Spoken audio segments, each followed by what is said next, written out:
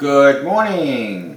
My name is Ralf Friedrichs. I'm an addiction recovery coach, a life coach, and the host of this show, the Take Your Life Back Today radio show, also to be seen on YouTube channel, Take Your Life Back Today show as a video version. We spoke yesterday about the survival tips on dealing with an addict. Today, when you love or hate an addict, you can recover too. Why should we try to understand the underlying demons of an addict? I'm myself an optimist, or I should say I'm optimistic about the future of addiction recovery. Ongoing research into brain has led to new understandings in prevention, identification, treatment, and relapse reduction. At 57 years old, I am just grateful that I've lived long enough to feel a part of the fighting chance that now exists. In the spirit of this perseverance, I want to share a letter that I received, or I should say an email that I received from a person who experienced a transformation while reading The Craving Brain. Knowledge is the power when it is combined with meaning, and particularly so when it's combined with hope, the four-letter magic word. Thank you, Mr. Patrick Ryan, for sharing your words with me. I know that there are others who have experienced a similar change when they've come to understand the nature of addiction. And I know that they are much more desperate to find their way to a place you are now. You have put the "You Can Be Here" mark on the map. The following is a guest email sent by Mr. Patrick Ryan. I grew up hating alcoholics, and for a good reason. Although my father was a doctor, he was never able to rid himself of this terrible addiction to alcohol. Largely as a result of his drinking, my 5 siblings and I were permanently scarred by extreme poverty and the social ills that go with being poor. I never went to camping, or I never went camping when all my acquaintances did, basically. I had no friends. One summer, I had no shoes. From 77 to 82, ages 9 through 14, I lived through 5 Boston winters, walking up to 2 miles to school without proper winter clothes. Until I was 18, I did not have health insurance. My mother was emotionally absent, but it was my father who was responsible for all this because of the insidious control of alcohol and his own meanness. While we lived in poverty, he once flew to Ireland on the Concorde. Can you believe that? He was a jerk. There is no doubt. My contempt for my father, however, has begun to melt. I am a doctor now, and a while ago I began volunteering with an organization, Jobs for Life, that helps homeless people get jobs. The person to whom I was assigned was an alcoholic.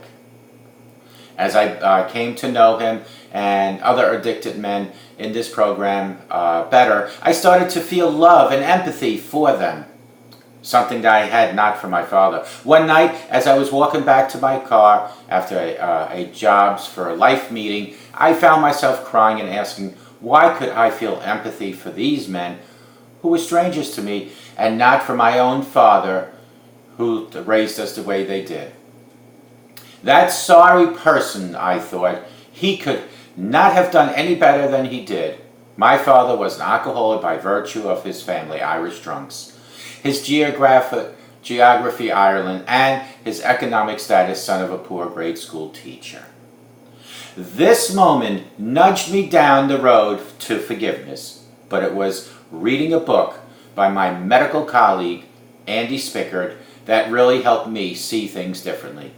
His book, The Craving Brain.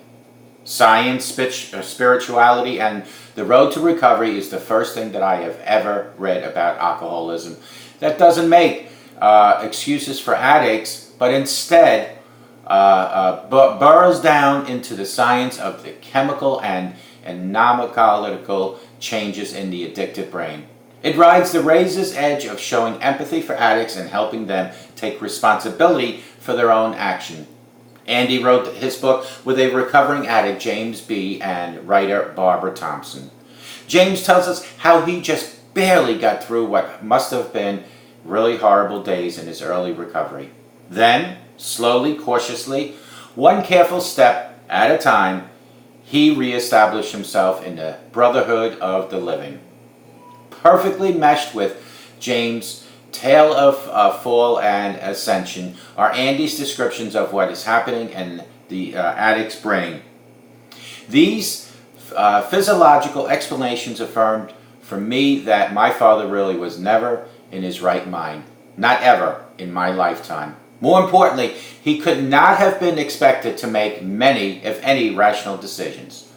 Together, Andy and James showed me how incredibly hard quitting drinking and using other drugs must be. I understood now why so many people fail, and why my father failed. If only he were alive so I could talk all this over with him and find out what his demons were. Surely he felt extreme shame and guilt, and the other emotions that all the addicts share. But I would like to know why he got started in the first place. When did he think it was past the point of no return? Did Dead hold the answers to so many questions? Instead of being so damn angry at my father before he died, I wish I had possessed the spirituality maturity to try to understand him and to forgive him. I pray that some person like me will see this video by Ralf Friedrichs and read his book to talk to their loved ones before they die.